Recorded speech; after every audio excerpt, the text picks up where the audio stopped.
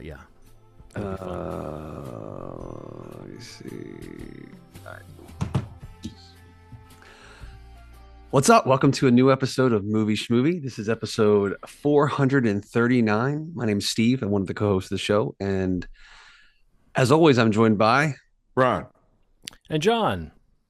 And John, hopefully you can tell us what's going on with this episode because it's all about you. And you're going to drive this, I assume. You're taking the driver's seat, and we're just kind of going to go along for the ride.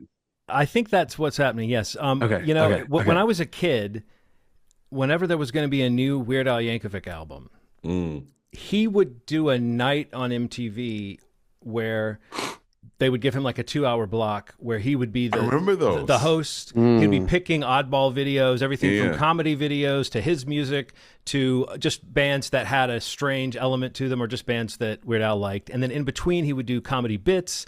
And he was one of the first people I ever saw do that thing where you edit the person's interview with things you've said to like make it seem like they're saying insane shit, you know, like he would say to Sting, like, Sting, could you stick your finger in your ear for a weirdly long time? And then it would cut to Sting, like doing that, you know, from some, like, usually it seemed like he was using the stuff that wasn't supposed to make it to air from interviews and stuff. So it was full of that kind of thing. It was called Al TV. So this is, but it was positioned as though like Al has pirated MTV's signal for the night. You know? Right. So that's kind of what's happening tonight. Is I've pirated the movie Schmovie signal, but it's very much in line with what we would normally do in an episode. So I guess I will do what, you know, if I was Steve Ritter and I was kicking this episode off, I would be like, okay, I know we're probably going to talk about something we've just seen recently. Has everyone gotten caught up on Severance? No. No, you're not 3 episodes in yet? I'm 2 in yet. I'm Ronald? 2 in. I think I'm 3 in. I think I am 3 in. You think you are? Yeah. As we start to talk about the third one, you're like, whoa, I'm not. The reason why it's the way that Apple TV transitions from episode to episode. It's easy to just go right into they kind of melt into each other in a cool way, in a really cool way. I don't think there's any way to allude to anything without saying something that might spoil some of the fun for Steve. But I was going to say, like, there's one word that I could say that would confirm whether you'd seen the episode or not. Okay. What? Brienne? What is it? I said Brienne. That doesn't give away too much. That looks like he hasn't seen it. Okay. Maybe I have. Yes, I have. The casting. Okay, yes. Yes, all right. I have. Okay. I have. So you've seen 3. Steve's seen 2. I trust Steve's assessment I was trying of to how figure many out he's seen. Because I remember the name. It's like, what the? He's seen 2. I don't have to quiz him. Yeah. No, but you're right in the sense that the show does have like punch moments at the end of episodes, but you don't necessarily remember once you've seen 3 or 4, like, wait, where was the delineation between those individual chapters? Yeah. Right. I guess we can hold that off until we've all gotten caught up on it, you know, to talk much about Severance. I feel like the third one's a pretty big episode if I'm remembering.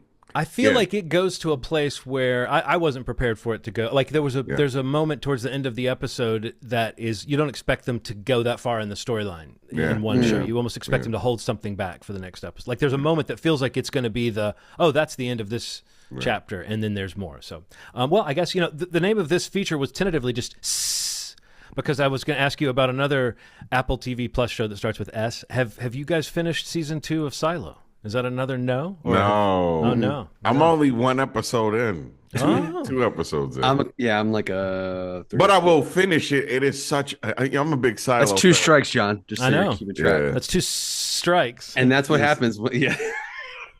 That's what happens. We're like, you guys aren't going to know what's going on. I'm going to just ask questions. Well, I threw these up front because I figured you guys like would be hot to talk about. Like I figured you of all people, Steve, would be like Severance is on the brain. But I think lately I've discovered you have more willpower. When I saw you sit out an entire season of Penguin, I was like, Steve has more willpower than I thought ever before. And that was more intentional. But the Severance piece is only because I've been away for a week and a half. And 0 time to watch TV. And Silo's the same? Silo, I honestly I just fell behind on. Like, I think other shows kind of came out, like Shrinking, and like, I don't know, there was a bunch of shows that were more like... Part of this thing, Yeah. That I did finish. But yeah, I don't know. Other shows just kind of popped up as Silo was running out, and I was just like, oh man, I really did fall behind. Friendly Neighborhood Spider-Man. Have you seen that yet? I have not.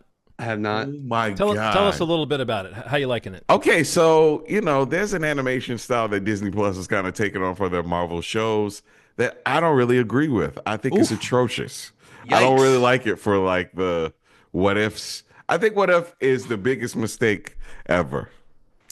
Wait. In the Marvel stuff. Let's look at the choice of words here. Oh, ever in the Disney Plus animated stuff. Or Marvel period? You're saying it should have been called Why This? Yeah, Why This? It's pretty bad to me. It's unwatchable to me. Well, I mean, I was sort of on board through the first season, but kind of like not really dialed into what the show's version of the What If concept was. Because in the comics, What If was always like something big.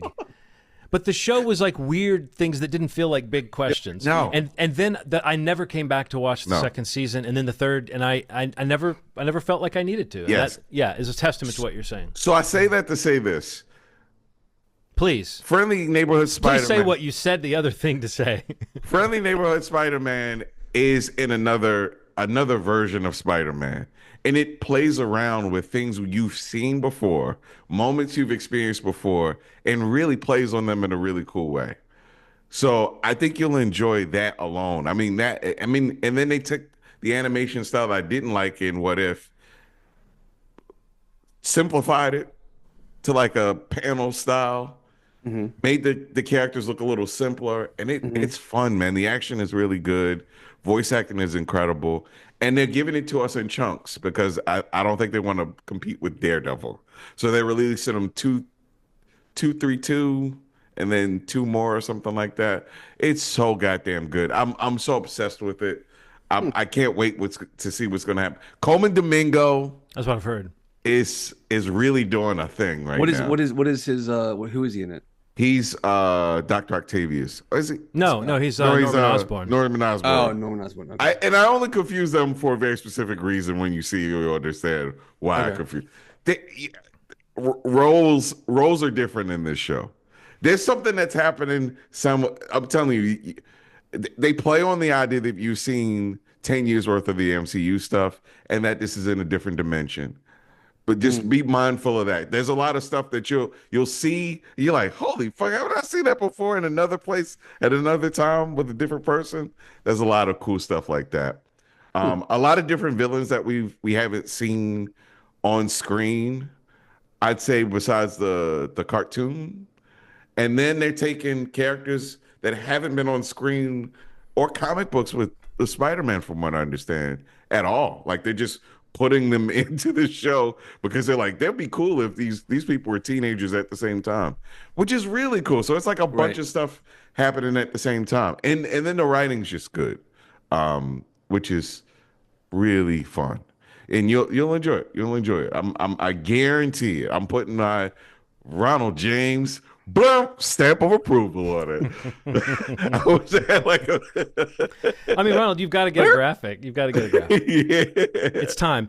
I've done so much reviewing of the past of the show to get ready for a couple of these things that we're doing in this episode, that I think I've thought about different eras of the show and different things we were doing at different times. And I do think maybe if you have some kind of some kind of like little, maybe we can create a little sound effect that you can drop in for the Ronald stamp of approval. And I can drop it in too. Sure. Is it called the stamp of approval, or is it called just the stamp of approval? Just the stamp of approval. Okay. I was hoping to get like a steel, like ooh. Yeah. Like the sound when you go to commercial on Hell's Kitchen, and it's Gordon Ramsay stabbing the table with his knife as the logo comes up. Yeah, yes. He kind of stabs the logo. He's really angry in those bumpers. Did he do the idiot sandwich on that? Did he take the 2 pieces? I think that's the show where he did the idiot sandwich. Yeah. He also in the show Kitchen Nightmares. He has this great moment that's in the opening credits where he's got the thing and he's holding it up in the person's face and he says, "Smell it." Well, anybody else watching shows that start with S before we move on? I mean, I just mentioned quickly Shrinking. I don't know if we ever really kind of went through Shrinking. I have not watched it at all, but it seems like I would have or should have. Good, and I keep hearing how good Harrison Ford is on the show, but also I like the rest of the cast as well. Maybe, tell me a little bit about how it's going. I mean, this is the kind of show, like, I feel like it's got to say, I think it's not an accident that the people that are involved in the show, it's got like a vibe Yeah. very similar to what latched on and connected for Ted Lasso. You know, it's got a vibe of like connection to characters, really feeling the feels for characters on a spectrum of happiness, of laughter, of joy, of sadness, of devastation. Like, I think the way they kind of set that spectrum and like you kind of step through it with different characters in the show, even like kind of secondary and you know, tertiary characters, like you get to spend enough time with all these really well developed characters and performances that I think that when you experience stuff with them the same way that it worked with Ted Lasso and what allowed, you know, that to kind of become a popular show, and arguably the flagship show of Apple TV. I just think that Shrinking is doing something similar. You know, Brett Goldstein's involved with it as one of the, you know, producers and showrunners. Bill Lawrence is in there as well. And Bill Lawrence? Yeah, Bill Lawrence. And I don't know, it's got a vibe that is similar to Ted Lasso, yet very different. You know, it's much, in a lot of ways, it's much heavier in certain episodes. And a lot of the setup really does, it's a show that does pay off. You know, there's a lot of really good setup throughout the season with and like you mentioned, Harrison Ford is just really great. Like, better than anything he's done, and I don't even know how long. I mean, the last indie film I thought he was great in. But this show and this season specifically, he's really just giving an incredible performance. Like, I think it's kind of probably something that's gonna, you know, be an Emmy acknowledgement probably. Like, he has like 2 episodes this season especially that are like very vulnerable episodes and performance notes that I think are just incredible. And Jason Segel is great. Everybody in the show is great. It's so entertaining. Again, it's a feel good show that also kind of makes you feel bad sometimes, but that's okay, because like you should feel both. It's okay to feel both. And those characters are navigating that in their lives and in their profession. But yeah, I it's one of my favorite shows, full stop. Like, it's just this season cemented that for me. And I can't, you know, I'm happy that it's coming back for more, and I can't wait to see where these characters go and what they do, you know, in the next season. But yeah, season 2 was just an outstanding season of television. I need to finish it. I think I'm like 2 episodes away. And those last 2 episodes are like home run episodes. Okay, Robert. I mean, cool. they are I'm like excited. some of the best. They're the best, probably the best episodes of the show. But they're some of the best TV I've seen this year. It was really great. I think you're gonna love it. And John, this show, I think you'd totally be into it. Yeah, it's one of those shows like Ted Lasso where if you see 2 people that haven't interacted with each other, you can't wait for them to interact with each other. That's true. And then when they talk, it's crazier than you could have imagined. Jessica Williams, like superstar. Like, this is like superstar. I'm not, admittedly, I feel like I've seen her a couple places before, but like, this made me aware of who she is, and like seeing her on talk shows during the season, like she's just like a firework. Like, she's just amazing. Yeah. She was in the Roadhouse. She was in the Roadhouse. Jake Gyllenhaal Roadhouse reboot or whatever. She was in the anthology Love Life too on HBO. That's the other thing I remember. Yeah, she was so good in that. And I know her as a stand-up, but like she's super funny. And like seeing her and the neighbor, it's like all these people, like you wait for people to interact with each other, and then it pays off in a way that you just There's a character in the second season that, like, when they introduce him, man, and then he interacts with other like, what the fuck is happening? This is so good. Yes, but it is heartbreaking. Get ready to almost cry, sniffle, full on cry. I mean, there's a few moments like full body sobbing. In bed watching with Aaron, and we're just like looking at each other with that like sad face of like, it's okay to cry this hard, right? Like, it's really good TV. Good stuff. Whatever sound I have, I'm going to stamp it on this one. You give it the blow, Steve. Stamp of approval. You were the You were kind of an air horn enthusiast for a little while. I wonder if maybe we could have the air horn of approval. It works for me. Whatever gets somebody's attention. If I'm sounding it, I'll take it. Well, that's it for shows that start with S. We kind of snuck Spider-Man in there because that's not actually the first letter in the name, but that got us there. I would also just recommend once again Slow Horses. I'm finally caught up on that. And I've read all the books through the seasons they've done, and I'm about to read the next book that's the next season. And I know they're doing at least 2 more.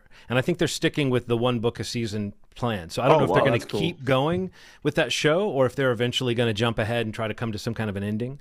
But the one thing I would point out about Slow Horses that stood out to me in the last few days was I was just digging around, and because I've always really liked the music on Slow Horses. And I for some reason finally connected that it's Daniel Pemberton who did the music for the Spider-Verse movies. Oh, and wow. He's great. I mean, he's just a really good composer. And then I started to kind of hear some of the kind of, certain little, not so much like melodic things that are the same, but just certain little production touches or angles that he has. Like there's something cool about the music on Slow Horses all sounds very sort of distorted or like it's recorded through a speaker on a phone or something. Like there's a lot of almost like outdated spy tech is sort of hinted at in the or analog spy tech is kind of hinted at in the sound, but the sound also has a kind of not James Bond feel, but it definitely feels like 60s inflected and very London. And so it's got this it kind of marries itself to that classic spy sound. I don't know. It's just a really good score. So I would say look for any of the instrumental pieces from the Slow Horses score by Daniel Pemberton. Cool. That's my little score rec. So that's shows that start with S. We'll have to come back to it when you guys have caught up on Severance and Silo. Okay. Well, here we go. So when I'm talking about pirating the movie Schmovie Signal, it's because this is episode 439. So this is the 100th episode, or 400th, I should say, episode for me. We did the show's 400th episode, when we hit that number. But I jumped on in episode 39, and I would love to go ahead and get to the. Man, there's a look back I can't wait to get to, but there's this breaking news I have to talk about with you guys because as partners in Schmovie Studios, there's some pressing news. I don't know if you guys remember. Of course, you guys remember. Ron and Steve remember when our sideline to this podcast, which is a movie studio, we have that as like a fallback to the podcast. When we last checked in with people, our film Taco Bell Mild, which is the first of a projected 4-sauce series of films, starring Taylor Swift. I gotta check the paperwork, make sure we didn't hire Taylor Smith. Oh shit. Well, I'm gonna check on this later. Taylor Swift, Paddington in a non-Paddington role, and Jordan Peele. And it's the highest grossing film ever, which is great because we've had that once before for Schmovie Studios. And we really would like to continue with the Taco Bell series, but there's been some government intervention. I don't know if you know about this, but there's a new administration in the United States. And Donald Trump has named his ambassadors to Hollywood. I'm sure you guys saw the news that Jon Voight, Sylvester Stallone, and Mel Gibson were named ambassadors to Hollywood to make Hollywood great again, he said, and to bring back some of those quality films. And they were kind of, it's like same thing that's happening with government offices in D.C. right now. There's just this hatchet jobs. They're picking random studios to audit. And I hate to tell you, Mel Gibson, Jon Voight, and Sylvester Stallone are auditing Schmovie Studios. Oh. So we've been sidelined. We can't get to work on Taco Bell Hot yet. Even though we have all the players in line. We have Scareheim Studios ready to partner with us once again. But we have to remember a couple episodes ago, we were just joking about if Grease ever went into the public domain, you could do a sort of the Grinch or Winnie the Pooh slasher style film about a greaser figure. And the tagline for the movie could be, "You're the one that he wants." Yes. Well, Mel, Sylvester, and Jon Voight, they've ordered us to make that film next. Okay. And we also have to jump through some hoops for those guys to get this movie going. So our next project is, right now it's called Untitled Greaser Project. And all we know about it is the tagline and the fact that somehow they've managed to work the space-time continuum so that Grease has gone into public domain. I don't understand this yet. I'm not going to question it. These guys, they're in charge of everything right now. So we just have to go with it. Are you guys ready? I mean, this is kind of impromptu for 3 studio heads who were just getting ready to have a retrospective episode to suddenly have to create a movie. Let's do it. Okay. Well, here we go. So the way we're going to do that this time, I have found a randomizer page. So instead of having paper, this is the first non-ramekin edition of the Schmovie Studios Movie Game. So we're just going to be randomizing our names based on numbers that we call out, and I'll explain that in a second. I've got all of 3 of our names in the randomizer. I clicked it right before we started, and the order of names is Steve, Ron, and John. Now, Steve, you can say how many times you want me to click the randomizer for the first question, because whoever is the first person in that first round kind of has sort of prime status amongst us 3 producers for much of the game. If anybody needs to make a call, it's that producer. So you can say how many times you want me to click the randomizer, or you can pass it to someone else to be the one to name the number. So let's do a summary real quick. So this is, let's go through what this movie is again. This movie is, we're being forced to make a movie that's a sort of a Mel Gibson, Sylvester Stallone, and Jon Voight to make a revival of take a character from Grease, a sort of greaser character, and use the iconography of Grease to be the basis of one of these low budget slasher films that cashes in on existing IP. Okay. Like we talked about, I think The Mean One, was that the name of that show, of that movie? Yeah, the Grinch one. Yeah. So we're supposed to be kind of cooking up a sleazy slasher film around a greaser figure who's going to have, some sort of Grease iconography. I'm sure they're going to have different things they want us to do with the movie, but this is just to get us going. So you can say how many times you want me to click the randomizer, or you can pass for one of us to be the one. Just let's go with it. Let's go with 3. All right, I'm going to click it. 1, 2. Oh my God. 3. All right. So now the order is Ron, Steve, John. Okay. So, Ron. Yes. Sylvester Stallone is ordering you to tailor this film for his favorite actor, Sylvester Stallone. Okay. Steve, you're being asked by Mel Gibson to tailor it for his favorite actor, Mel Gibson. And Jon Voight has said to me, baby birds that are too young to leave the nest often have camouflage patterns on their feathers that help them blend into their surroundings. This provides a measure of protection from predators. He likes baby birds. We know that from Anaconda. So, oh boy. Okay, so I'm supposed to interpret that into somehow. Okay, so somehow we got to involve camouflage, and we also have to tailor this character to be both appropriate for Sylvester Stallone and for Mel Gibson. What kind of aspects of their characters can we bring into this slasher guy? He's supposed to be a greaser. The one thing I know, I just want to tell you that, I think we have to come up with something to call him other than a greaser, because I do think that term, even though most people associate it with 50s motorcycle guys, it also has a slur kind of connotation to it. So I think what we really need to do is come up with a name for this guy and make it something that seems like something Mel Gibson and Sylvester Stallone would like to play. And also camouflage has to be involved somehow. Camouflage? Yeah. Oh man. Well, what do we think about when we think about Sylvester Stallone? Oh, Ronald, that's your guy. What? Okay. So maybe. Okay. So Sylvester Stallone is a senior at Rydell High.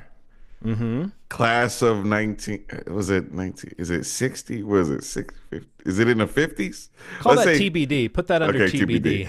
The class of whatever, right? Mm-hmm. He is in ROTC. So how are we doing this? Are we de-aging him? Yes. Okay. No. Yes. We're de-aging. Well, no, he's just playing high school. Yeah. So de-aging him. Okay. He's a senior that's part-time student, part-time ROTC. Okay. Now in his ROTC training, he gets traumatized one day. And he decides, I'm going to kill them all. And he decides he's going to kill his whole class of 1950. Whatever. Let's say 59. 60. 59. That's a good number for this. Yeah. So Rydell High, curse of 1959. Now, if we have to change the name of Rydell High, just because we kind of have the rights to this, but we kind of don't, what's a good name for the Adrian High. Adrian High. Okay, no, you're right. That appeals to. So, Steve, how can we kind of Mel Gibson that up a little bit? How can we take that character and Mel Gibson it up a little bit? I don't know. I mean, I think for Mel Gibson, I think we have to have these like, intense. The intensity has to be there. Okay. Like he can't be just the brooding kind of like whatever the new term for greaser that we've come up with is. I've got a suggestion. Yeah, let's hear it. We can call it because every slasher needs a name. And you want it to be like the name of the movie and the name of the character that everyone can sort of say that's it. You remember that movie? There was a movie called The Bye Bye Man. I remember that name. So like that, everyone loved that movie and that name, obviously. So that's why it was such a huge hit. How about we call this The Motorcycle Boy? Okay. The Motorcycle Boy. The Motorcycle Boy. I mean, yeah, we could do that. The Motorcycle Boy, and the tagline is still "You're the one that he wants." And now we've got like he's sort of a tough guy, a la Sylvester Stallone, but he's crazy, like Mel Gibson. Yeah, he's got that intensity. Or intense, I think, is the word Mel Gibson wants us to use. Yeah, Mel is much more in line with the word intense than crazy. Right. Yeah. We got to protect his image. He really. At this point, I think we have to. I think before we didn't have to worry about his image, but I think now we have to. He's in a position of power now. Yeah, sadly. Yeah. And I don't know. I think the other thing, like, I think this goes both to satisfy Sly and Mel is, I think they both have like the zinger, like the one-liners. They've got to have, even though this is like a slasher, kind of off the books, off of actually owning any property. Yeah, that looks about right. Like you could see them both delivering like some really great one-liners, right? They're right behind me, aren't they? Yeah, they're right behind me. Don't turn around, John. Gulp. Oh my gosh, this is spiraling.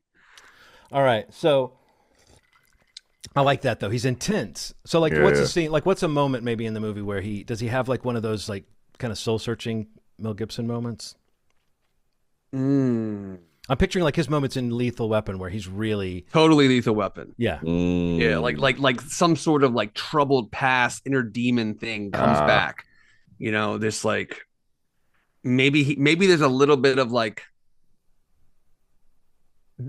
do we disclose that he is the slasher? Let's talk about this. That's a good question. Because we could set him up as like an anti-hero and then there's the camouflage. There it is. I'm trying to think of how the baby bird camouflage could work. There it is. We can make that very conceptual and thematic and say that he's in disguise, sort of. That's exactly right. Plain sight. We don't even disclose it. We kind of do the bait and switch. So is there any other thing that connects him to a bird? Like T-birds. Bomb. John Voight's, he's going to love like that. John is going to shit himself when he hears this. He's going to shit himself. He's probably shitting himself now before he heard it, but he's definitely going to shit himself. Yeah. So, okay. It's right there, right in front of us, Motorcycle Boy.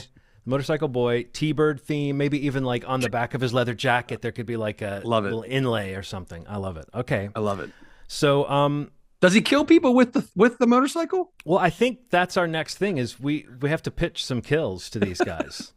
So I'm going to, Ronald, since you are in lead position here, you can either stay in the order we were just then, Ron, Steve, and John, or you can tell me how many times to click the randomizer. Say it one more time. I can tell you how many times to kick the randomizer. I'll kick the randomizer. Kick the shit out of it. If I kick the randomizer, it might knock my computer off the desk. Go ahead. I'm sorry. No, just do you want to go now, or do you want him to randomize who's next? Because there's a certain order for these things that are coming up. So we can either stick to the order we're in, or we can go. I'll go now. If that's okay. Just go with the same order we had: Ron, Steve, John. Yeah. All right. Well, Ronald, Mel Gibson has pulled you aside and said the kill has to involve the motorcycle. Okay. Steve, Sylvester Stallone has pulled you aside and said the kill has to involve a comb and or hair pomade. And John Voight pulled me aside and said, if you've ever observed baby birds in the presence of their parents, you've likely noticed their persistent begging behavior. This instinctive behavior involves gaping their mouths wide open and making begging calls to elicit food from their parents. I think they typically the parents vomit into their mouths. Yeah. So I feel like that's a kill for sure.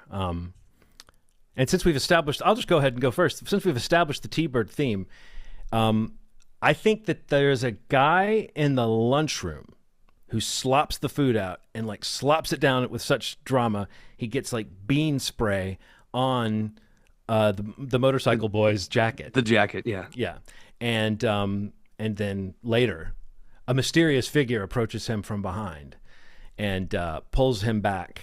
Pulls his face open. It does that thing where you pull someone's jaw way too far open to the point where they're gaping jaw. It's disconnected. And then he vomits his school lunch. The beans. Oh, Yeah, but with such force that it kills the guy. that's rough.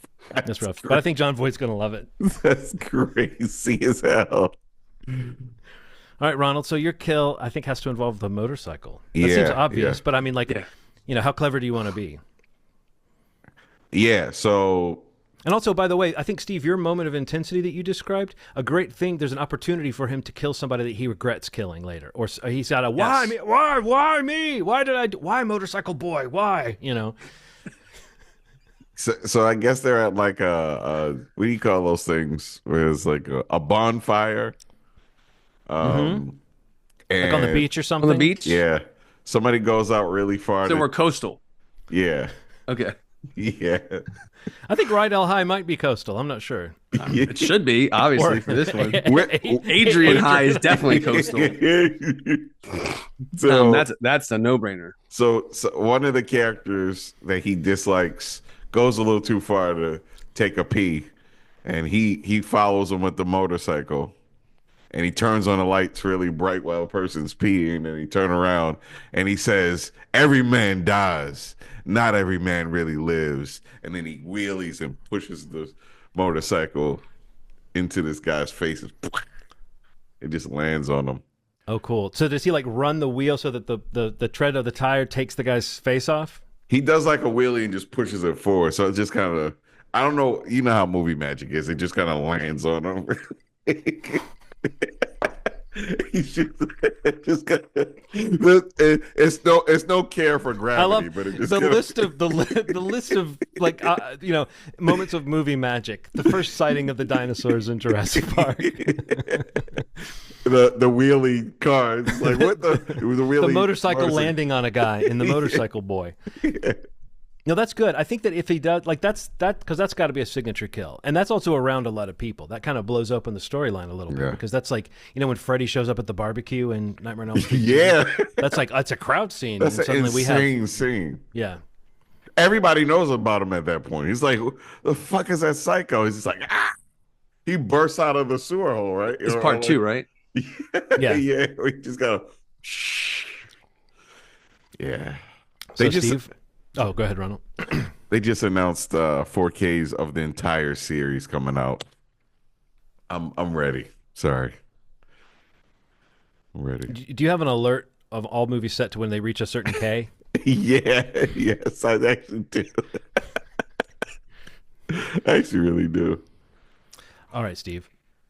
Pomade, comb. I mean, if pomade, I don't know. This pomade, he wasn't clear on whether it needed to be involved in the kill, Said like as a or. cause. Right. No, that's right. But Has to I'm thinking, involve, yes. I'm thinking more that the pomade could be like a symbolic detail of the kills. That like anytime, maybe like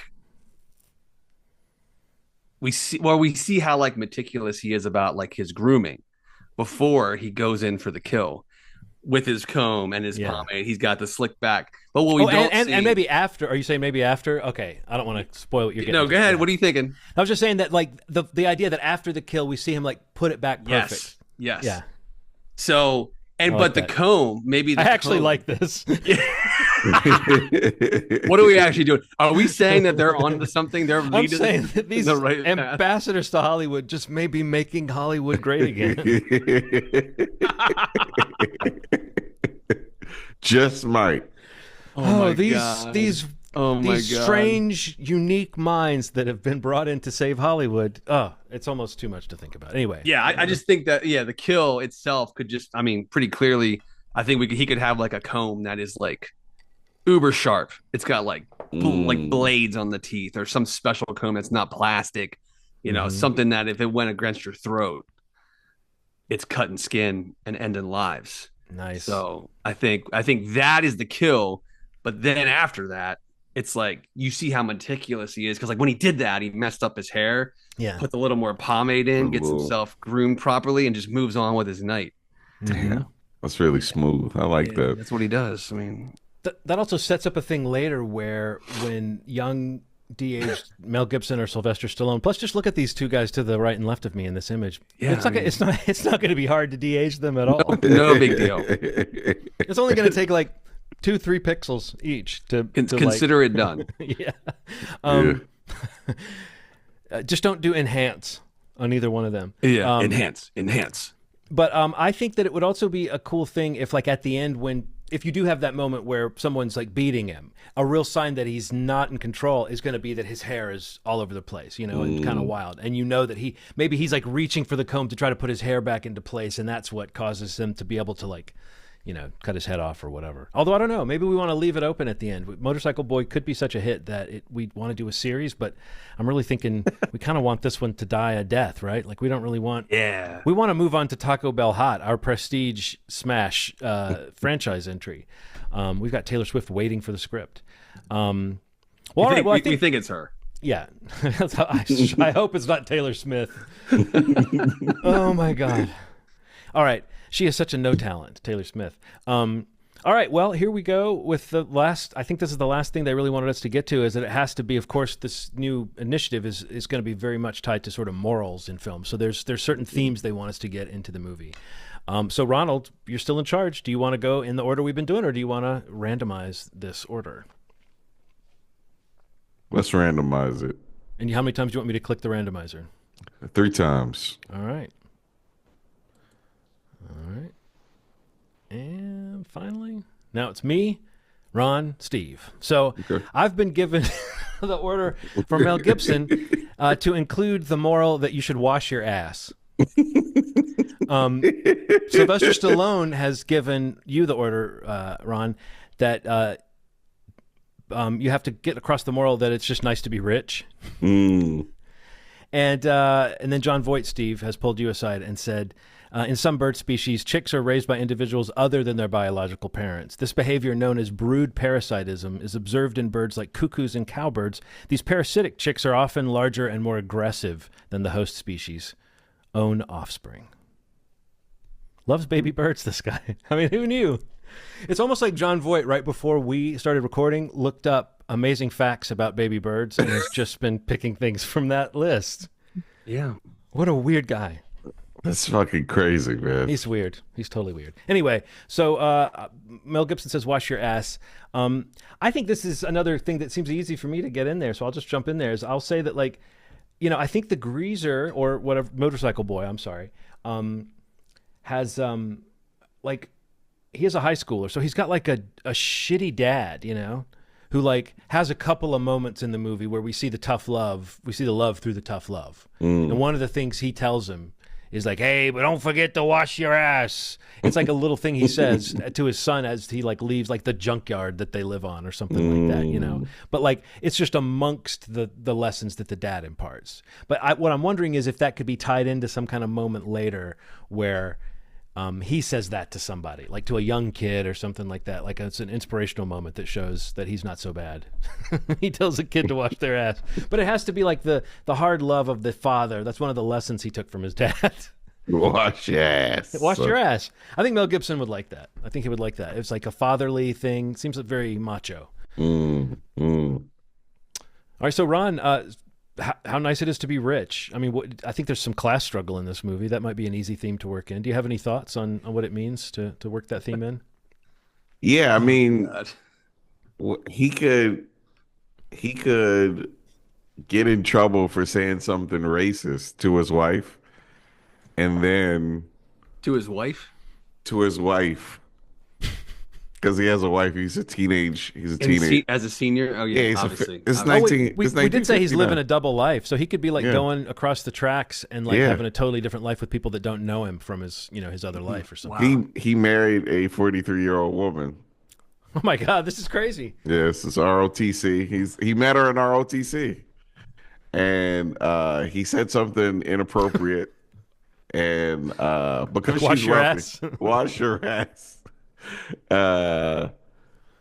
Yeah, he said something inappropriate, and his wife gave him enough money to buy his way out of it, and he's like, man, I'm glad that I'm rich, but also I'm also glad that I have legal representation because I have more people to kill. Oh, Yeah. I kind of like that. Money's sweet. That's what he said. Money's sweet.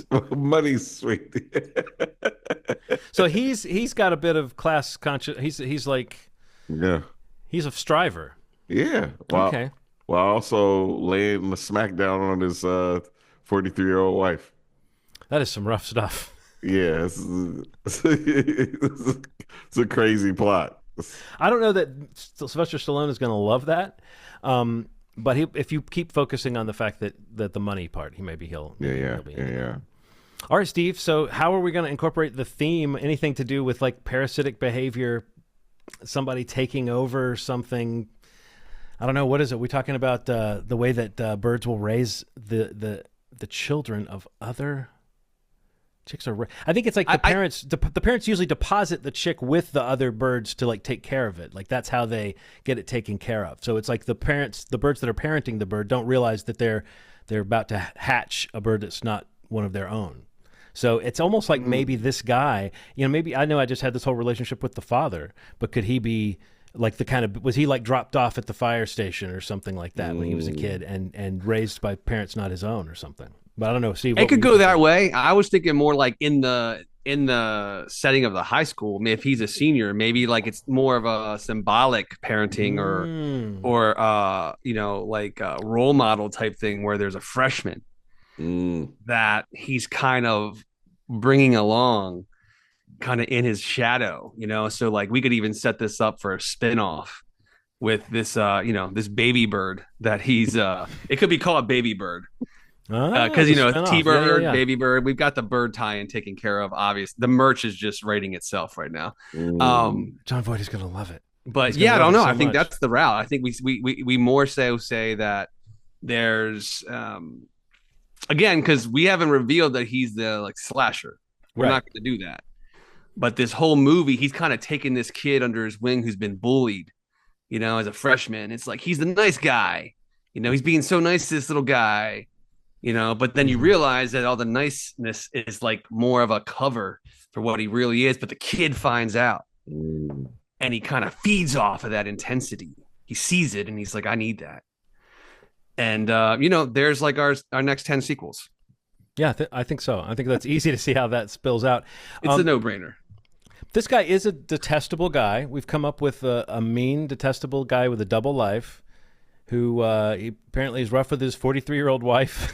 He's a high school thug. He's the double life of like he's an asshole to some people, but other people know him as a thug. And he's a secret killer. Yeah. Do we find out in this film like what happens to him at the end of the movie? Oh, this is me. Oh, I don't know. Anybody? I guess this is somewhat open. Well, I mean, I think for the budgetary reasons, I think we've set up the franchise. I say we have the freshman kill him. Yeah. We don't have to de-age these guys anymore. We've got a baby face, cast for the future of the franchise. Yeah. Our budgets on the next ones are like 1/10 the budget, 10 times the profit. I mean, we've already planned this out. That's why we are who we are. Yeah. So which of them does the voice for the freshman? Because obviously one of them has to stick around and do the voice. I mean, it seems like a no-brainer. I think it's more like we can like borrow like maybe from Dexter or something.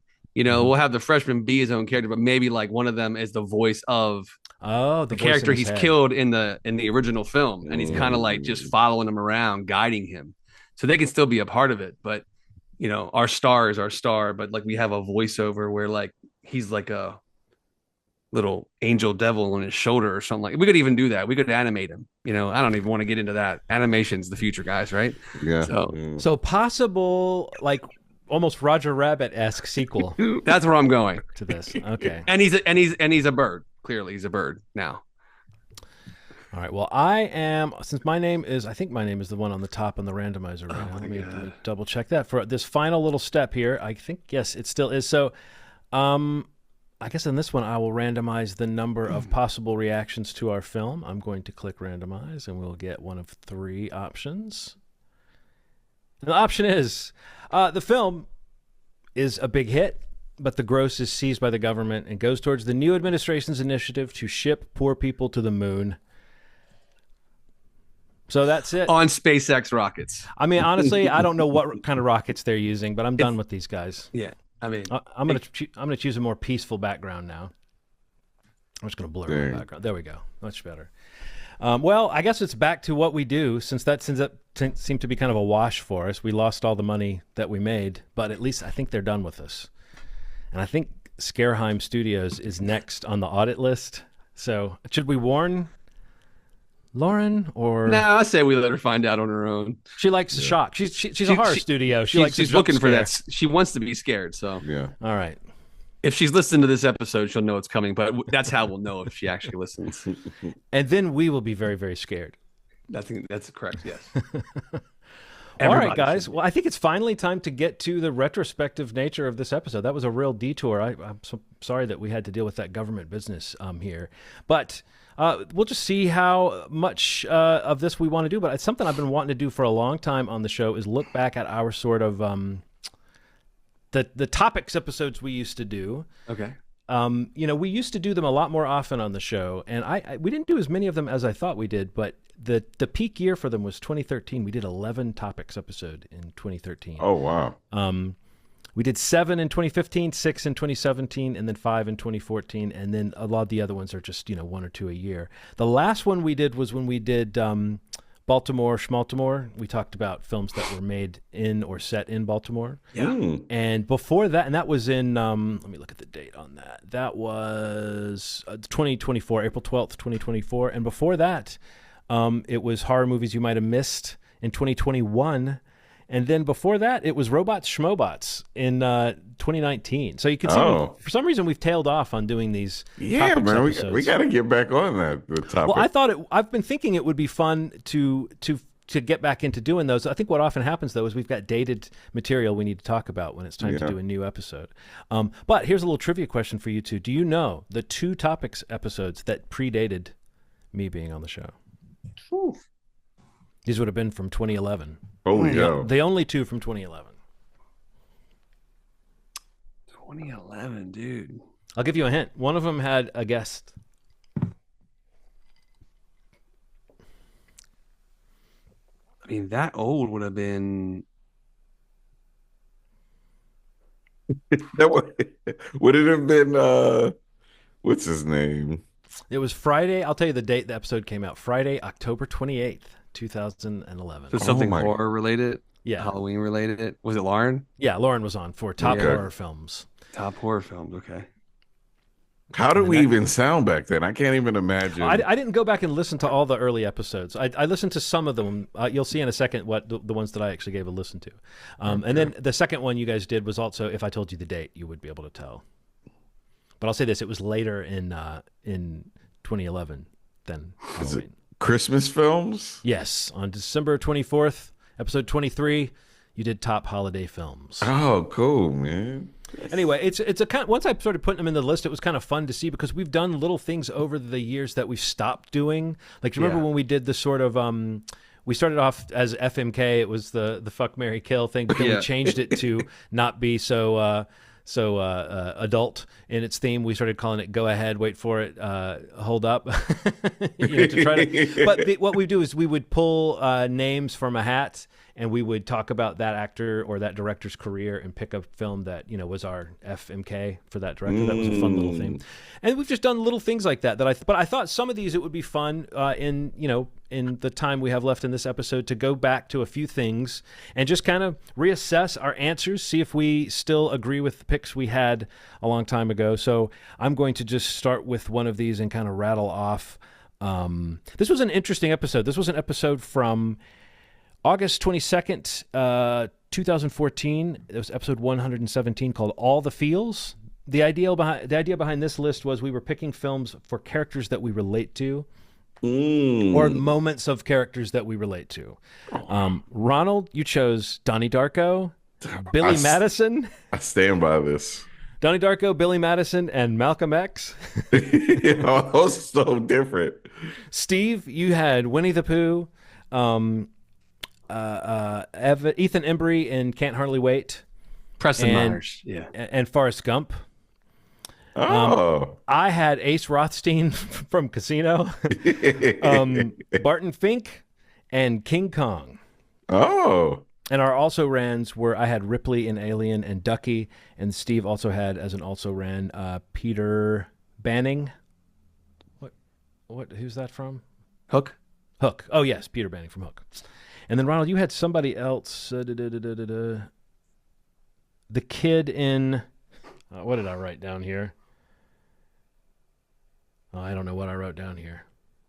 I scribbled something down. But you're also around with some kid. But anyway, Ronald, you stand by your choices. Donnie Darko, Billy Madison, Malcolm X, Steve, Winnie the Pooh, Preston from Can't Hardly Wait, and Forrest Gump.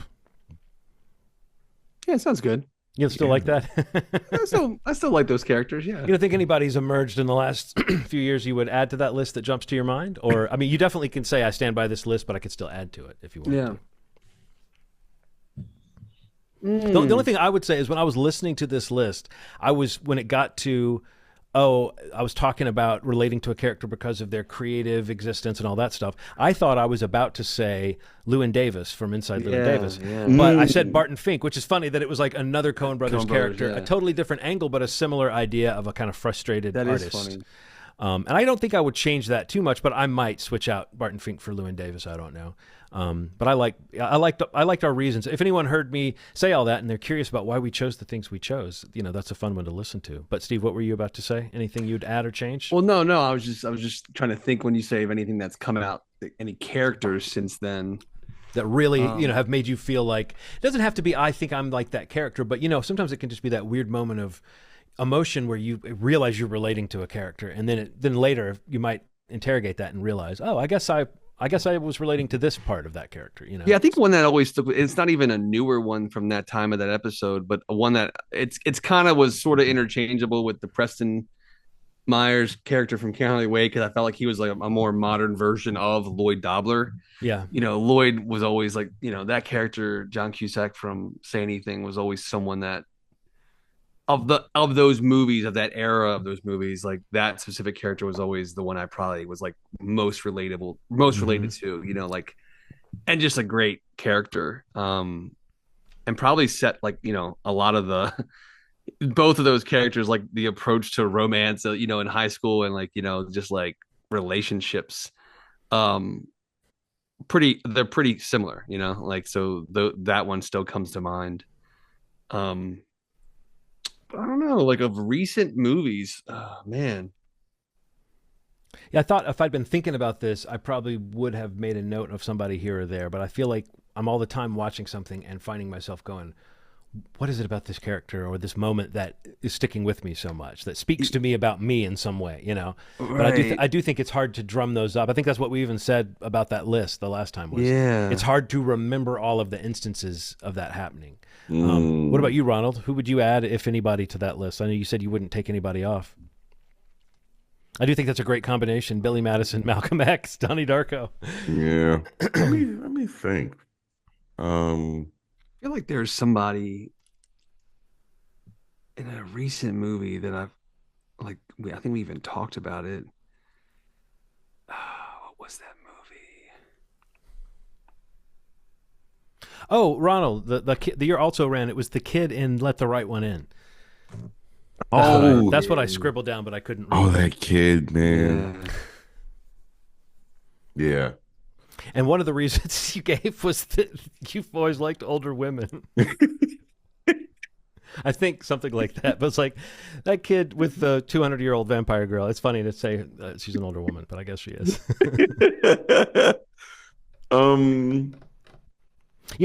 Someone I mentioned, I think, in the episode, but I also think if I was going to make the sort of interesting list of characters I relate to or that I find really powerful in that way, I would say only over time has it become more true that I think Rocket Raccoon is an oddly powerful character. This is a random one. I feel like one of the ones in my mind is mainly because I didn't have an older sibling. there's a character in the movie Sing Street. Do you guys remember Sing Street? I haven't seen it. John, how have you not seen Sing Street? It's one of those that I should have seen. This is like made for you. Like, yeah, that's what. This is like a top 3 movie the year it came out for me. But Jack Rayner plays the older brother of the main character, the main kid. What's his name? Fredia Wash Pillow. I don't know. But Jack Rayner plays his older brother, and he's kind of like the older brother who you can tell gives him a hard time, but is like all heart and all love, you know. And he's like encouraging him to do this music thing and like helping him sneak out, you know, with his parents and things like with you know, so his parents don't get mad. But of like the sibling relationships of you know, especially since that episode, I feel like that was always like a movie that I clearly love, but a performance that was always, I thought was like really admirable. Again, if I had an older sibling, I kind of feel like that character was what I would hope it would have been, you know, keep me honest but unconditional love, which is all that guy was. Yeah, I think that's good. That's a good kind of. John, you gotta watch that movie, man. It also starts with an S. I know, it's right twice. In line. Totally in line. Well, you know, that's why I like Sing Sing so much. As far as my there you go. I mean, too. There's no coincidence here. Well, anyway, so folks, if any of that sounds fun or interesting, you go back to 117 and check out all the feels. I was thinking about calling this feature Forever Ever. So that, like, the idea being that when we make these episodes, is our list forever? You know, yeah. So here's another little entry, and this one was a fun episode to listen to. At 1:30 from April something. I don't know what I scribbled down here, but April of 2015. Your writing needs to improve. It sounds like you can't I honestly read. was jotting these notes down in a very dark environment. But I can't tell if that's a 10 or a 16. Actually, I think I have it on this list up here. What is that? But here's an interesting note about this episode, is that 410.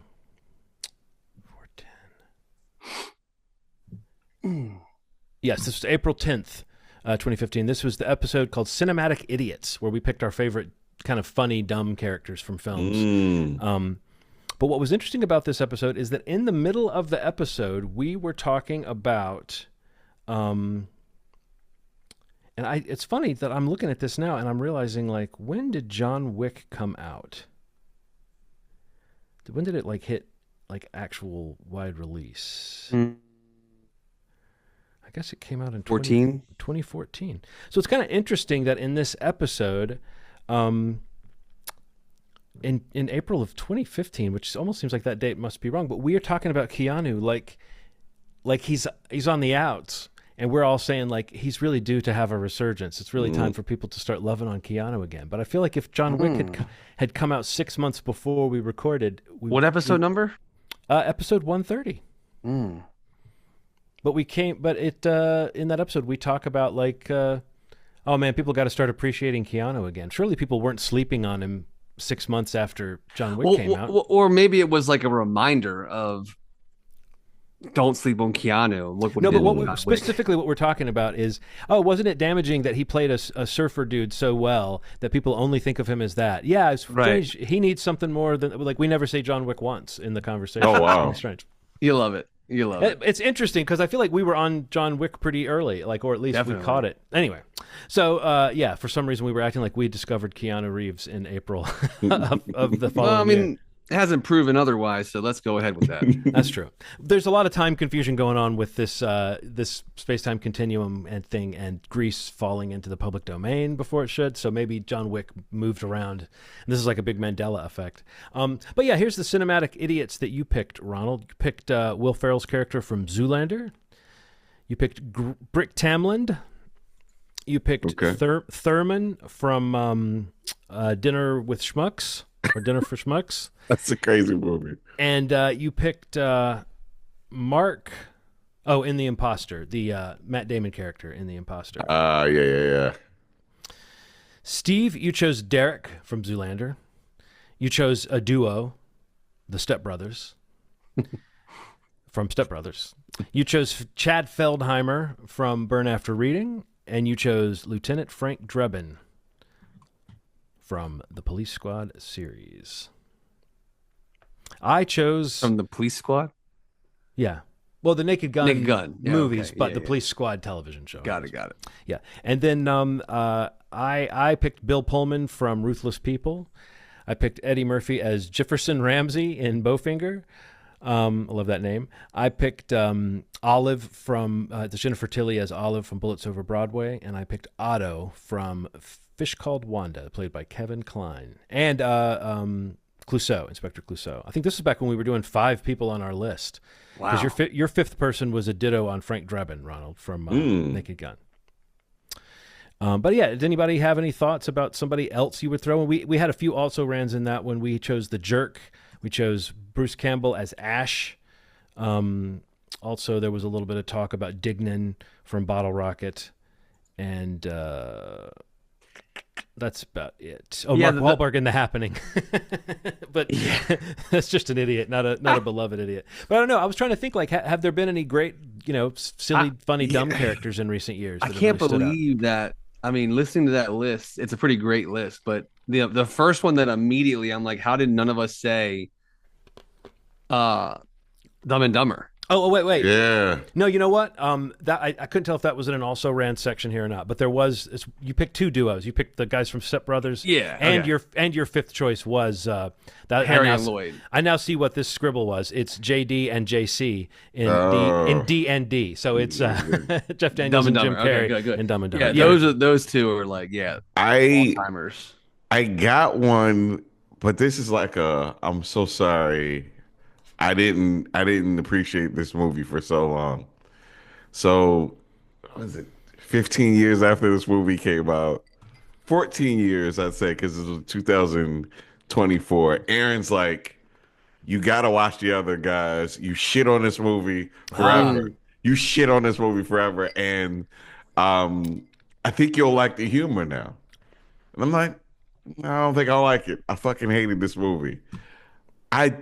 When I say that, I laughed, and it wasn't even everybody. Particularly Michael Keaton.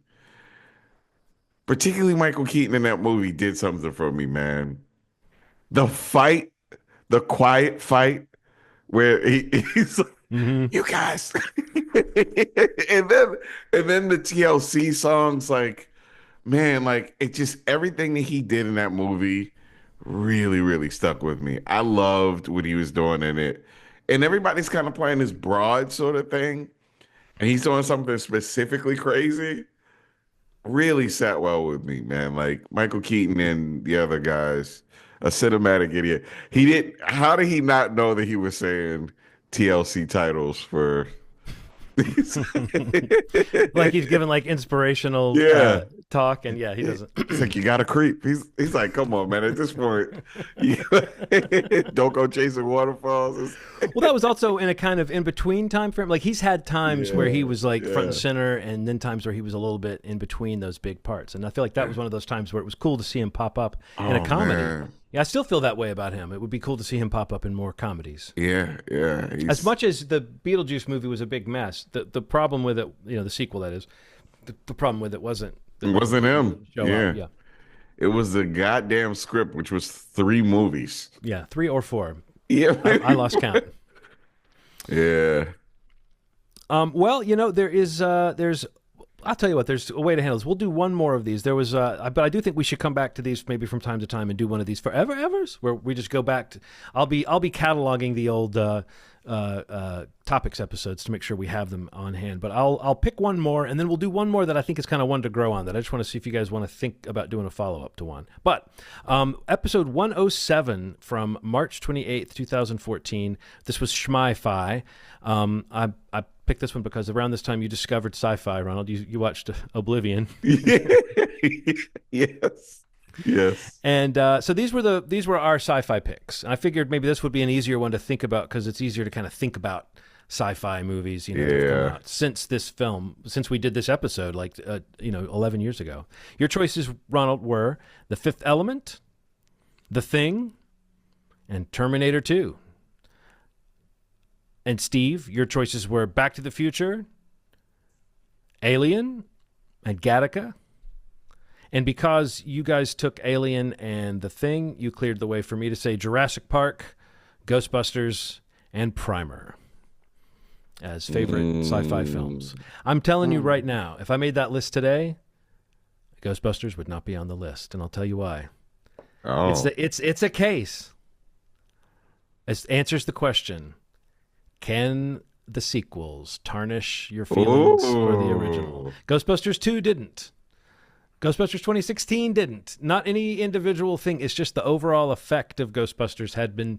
Now they've come back. Now they've digitally revitalized Harold Ramis. It's just hard for me to go back to my feelings. When I listened to myself talk about Ghostbusters in this episode, it was clear that it was still the sort of slightly pure feelings that now have been complicated. So I still love the movie, but I don't view it as one of my, like, oh, this concept is so great. Like, now I've seen what happens when they come back to it, and it lost a little bit of luster.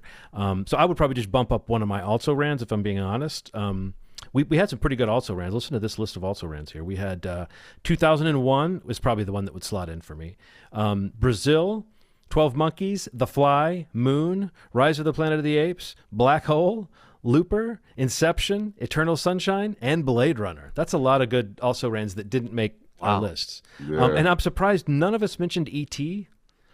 Why didn't we mention I was E.T.? just thinking that when you were reading off mine. Looper. That's all I have to say. I mean, Looper. Does it not rank amongst these sci-fi films for some greater reason? Because I would also now consider Close Encounters that I don't think at the time I would have thought, but now I think I think about that movie more now than I did then, you know? So, yeah. And also Primer. I don't know. I think at the time I was tempted to have an all Spielberg list.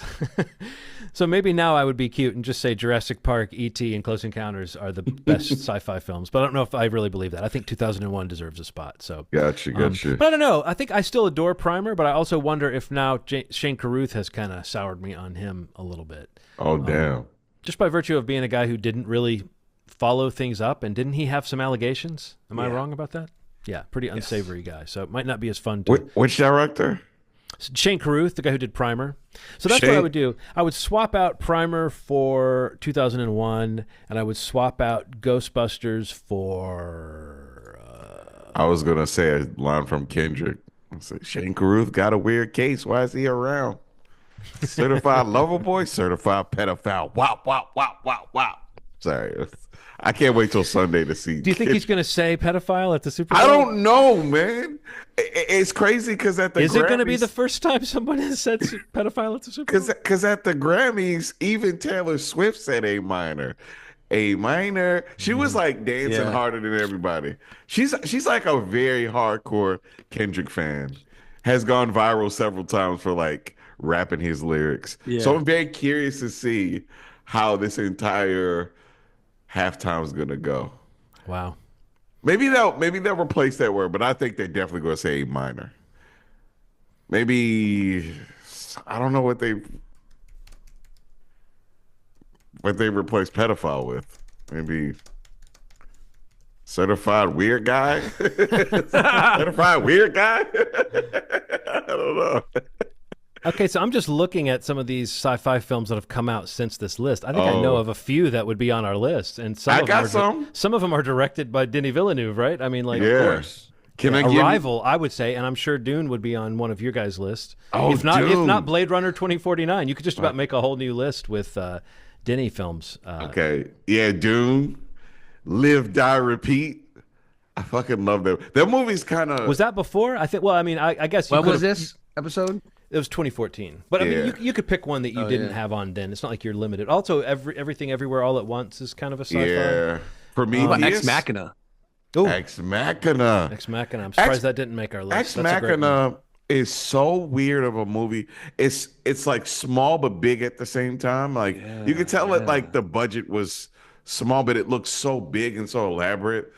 Like this guy looked like he was clearly wealthy, but they filmed it in a way that was like, I don't know, man. I wonder what the budget was on that movie. I guess maybe sci-fi since 2014 is its own episode. Maybe we should just cool our jets right now and just do a part 2, a Schmi-fi part 2. Well, that's what I was going to suggest as the way to close out Forever Ever, is episode 171. I don't know if you guys remember this. We did Real Life Animals. This was Animals Schmanimals Part 1. Now, I hate to have a part 1 that doesn't have a part 2 to it. The idea was these were real life animals. So the first, we were doing our favorite animals that were like not talking, not animated, not magical characters, but animals. Okay. And we got confused even in doing the episode because so many animals, you're like, wait, you were like halfway into the episode and saying, wait, we can't do animated? So I do think closing the loop on animals, and I thought maybe since the idea was to do, we originally had said let's do 3. One was going to be real life animals, one was going to be talking animals, and one was going to be like magical animals. But I think we could do this was the planned trilogy. Yes, but we could shorten. It's just like happens with studios all the time. You smash it. Well, it didn't go as well as we thought. Let's smash it into one episode. So I think we should soon do a follow-up list episode, Animals Schmanimals, the final chapter, where we maybe pick 2 each of. Or, you can actually disperse it however you want to. But we could do some picks of talking, animated, or magical animal characters. Just all the ones that aren't based on real animals, because these are the ones we already did. Ronald, you had, this was so funny because the first one you picked was an animated. You picked Templeton the Rat from real life, real life critters. Right after no talking, no animated. This is the kind of energy you used to bring to the show, Ronald. It was priceless. All right, and then Wishbone was what you switched it to. What's the story, Wishbone? Do, do, do, do, do. And Steve, let's see, what else did you choose there? You also chose, I don't think if you chose 3 that time, Ronald. Templeton the Rat, real or animated, I have written down. And then I have Wishbone, and then I'm going to have to, Richard Parker. You picked? I picked that, or Ronald did? Ronald, I think we all picked Richard Parker. Okay. You picked it, Steve. I picked it, and Ronald picked it. Okay, that checks out. What else did Ronald pick? Did I only write down? I think it's because you picked. And then I wrote down West. John, when you say you were writing in the dark, were you sleeping? I was writing with. Were you asleep when this happened? Oh my god! I know it's something. Yeah, I probably thought that I was going to get that. So who knows what your other choice was, Ronald? This is great, Steve. But we all picked Richard Parker, and then you know what it is? You picked. I think it might have been a double pick of Keanu the kitten. That's okay. Why I haven't done from you. And then you had Richard Parker, Hedwig, and Keanu, and then you also had Blue from Jurassic World, Steve. Okay. That's one of yours. I love that as a real life animal. That's really pushing it, but it is a realistic animal. I mean, to be fair, I just met Blue at Universal Studios, so I can say that. You can say that you. Okay. He's real. I picked Richard Parker. I picked Baxter from the film Baxter, the French film. And I also, one of my also rans was Baxter from Anchorman, Ron Burgundy's dog that poops in the fridge.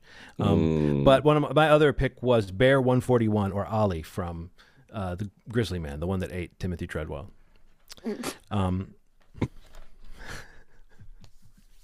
So, oh god, that's the breadth of creativity you get on this podcast. You get Templeton, and you get a bear that ate a guy.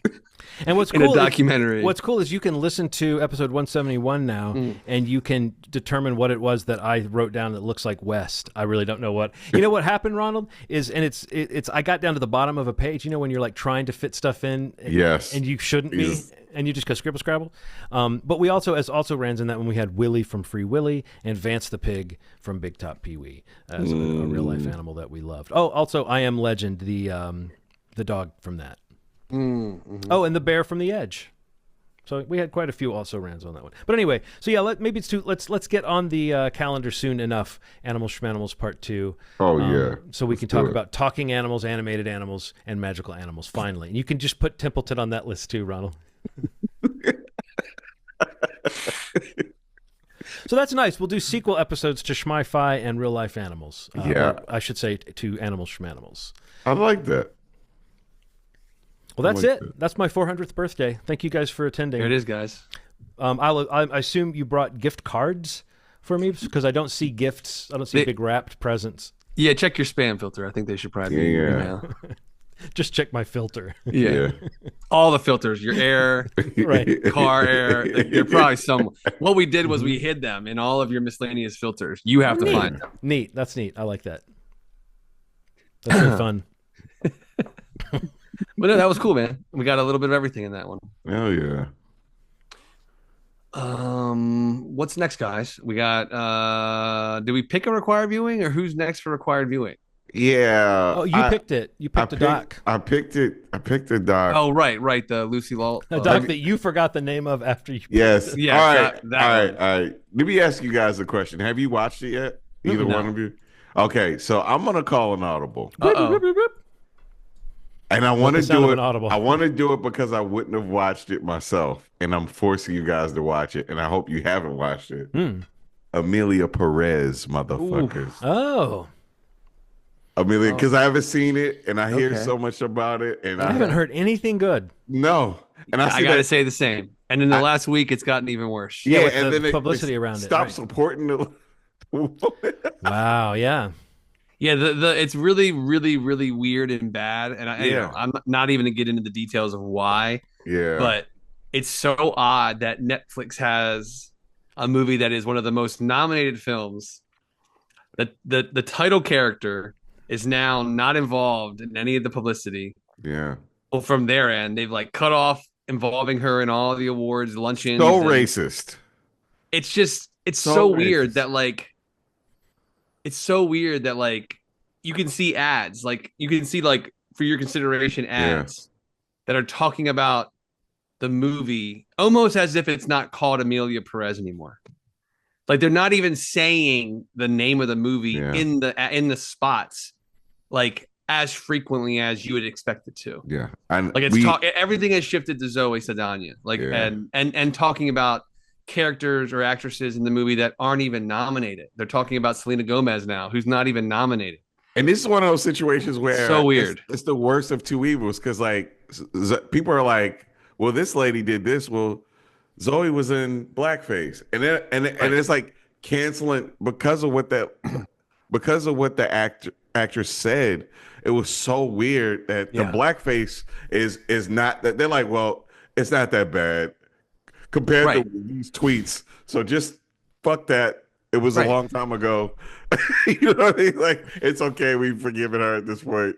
It's like, it is a strange bit of stuff, but I want to see it because I wouldn't have watched it otherwise. Right. And you are two people that I would love to watch it with. It's a French person doing a story about Mexican people and he doesn't believe that when people have asked, why haven't you hired more Mexican people of Mexican heritage to do this film? He said he couldn't find actors that were good enough that were of Mexican descent.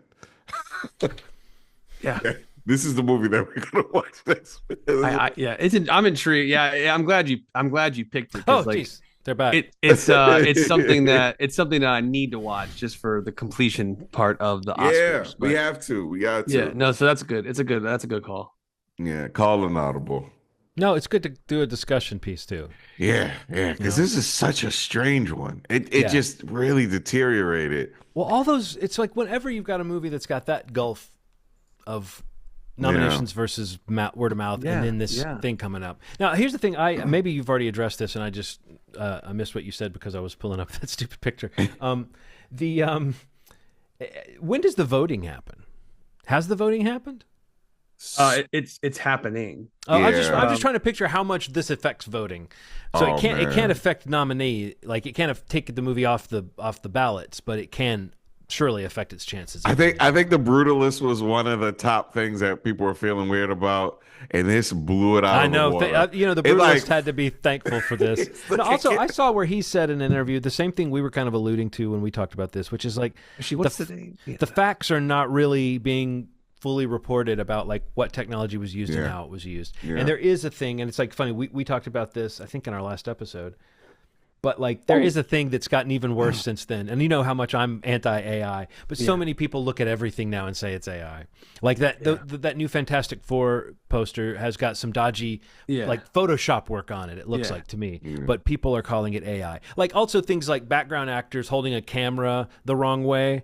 That's nothing new. That is weird that it ended up front and center in a picture, but that doesn't denote AI so much as it denotes a background actor who was handed an antique camera and not told where to look or whatever. So I feel like I'm not as convinced about that, but I do think people are so ready now to call any imagery that looks processed in a way that doesn't look good to them. They're going to say this is AI. And I think that is like, you know, it's becoming a buzzword. So it's the way that people say Photoshop. No, like they used to say they Photoshop that. It's like that. I mean, there's other programs that could do that, and it's just editing this. It's just it's a catch-all for everything, and AI is going to be that for the next couple years. Well, it was AI, and then it's CG, even CG or CGI. That became like the thing people say when they don't like an image. You know, is that it looks like that. And I think there is something that you can learn from that people are commenting about something that looks kind of cheesy or fake or gross. But it's almost like, okay, let's not think it's a moral failing when it might just be a technical failing. Cool. Actually, the dates I'm a week early, so the voting begins on Tuesday. Okay. And then it's open. So it won't win anything. It's open for and the voting is open for 1 week. So it's nominated for 13, winning 0 probably, right? No one's going to vote for this. I don't know. Surely. I don't know. It's a strange movie because like they shit on the foreign press because they're biased and they tend to vote in movies that are overseas and aren't relatable to a large amount of people. And then foreign press does some course correction. It feels like they're on the nose with like they're really trying to like make it diverse. And then this happens, man. Like 13 nominations for this. It is the strangest turn of events for a movie that I'm all about Netflix being in contention and streamers being in contention. But this felt weird. I can't figure out why everybody loved this movie so much. But then when you hear critics talk about it, they're like, this is fucking awful. Yes, it doesn't line up. I don't really understand how that happened. Guys, oh my God. I'm getting a call from John Voight. He said, we never cleared up whether Sylvester Stallone or Mel Gibson was actually going to be the one playing the guy. So they're having a knife fight. Oh, man. We need to get over there and clear this up. You got to, man. Let me get over there. All right, Steve, can you take us home? Guys, moviesmovie.com is the website. You can go there to listen to all of our episodes. Jump into any podcast platform that you want to subscribe to the podcast on. That'd be great. Or if you want to listen, watch, follow along on YouTube, youtube.com/moviesmoviepodcast. Hit subscribe, get those notifications. And all that said, thank you so much for listening, John. Thank you for being around for so long and for putting together an awesome episode. We love you, guy.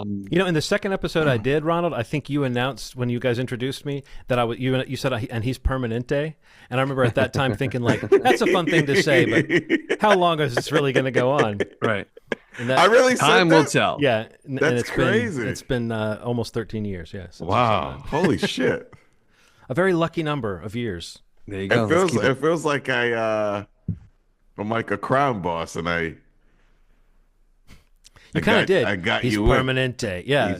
He's a made man. He's a made man. Well, there's that thing. You can't leave. Like, if I wanted to leave the podcast, I would have to like change my name, fake my death or something. Yeah. That said, thank you so much for listening. As always, you've made our day. Thanks. Bye.